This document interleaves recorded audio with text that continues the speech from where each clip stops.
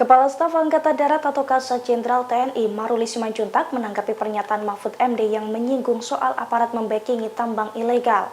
Maruli mengatakan bahwa pernyataan itu hanyalah sebuah peringatan.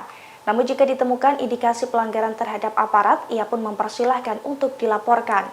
Dilansir dari Kompas.com, pernyataan Mahfud MD dalam debat Pilpres keempat pada Minggu 21 Januari menjadi sorotan, yakni soal dugaan banyaknya mafia tambang ilegal yang dilindungi oleh aparat. Terkait hal ini, Kasat Jenderal TNI Maruli Simanjuntak pun memberikan responsnya dalam jumpa pers di Markas Besar TNI Jakarta pada Senin 22 Januari 2024. Maruli menilai ucapan tersebut hanya sebagai peringatan, sebab menurutnya belum jelas aparat yang dimaksud oleh Mahfud apakah dari pihak TNI atau bukan. Namun Maruli menegaskan bahwa saat ini TNI menegakkan hukum militer terhadap seluruh prajurit dengan tegas dan disertai dengan sanksi berat.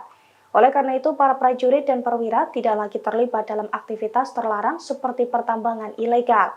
Maruli justru menyebut kewenangan untuk memberikan izin tambang ada di tangan kementerian.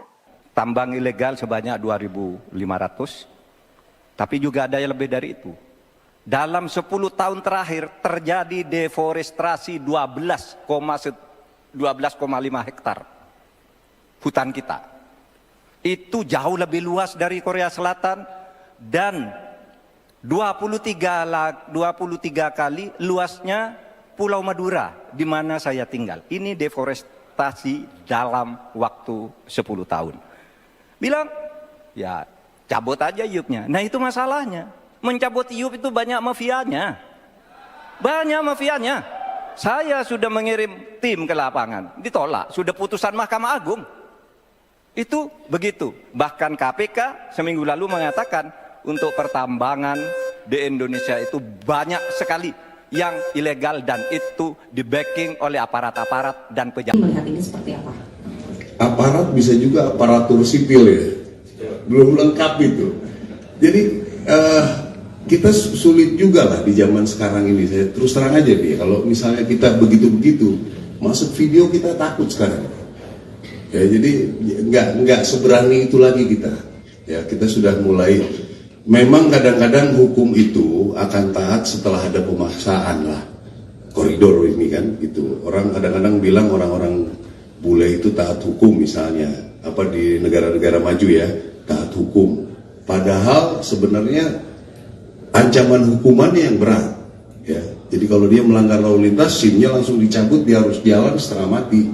Akhirnya dia betul-betul tidak berani melanggar. Nah kami pun sebetulnya di kondisi itu kira-kira. Ya.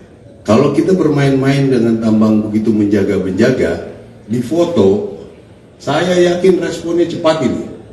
Ya, jadi nggak yang saya bilang gitu. Aparat itu yang mana? Karena yang mempunyai kewenangan itu sebetulnya kan dari kementerian yang memberikan secara hukum, secara legalitas. Kami itu nggak tahu sebetulnya. Ya.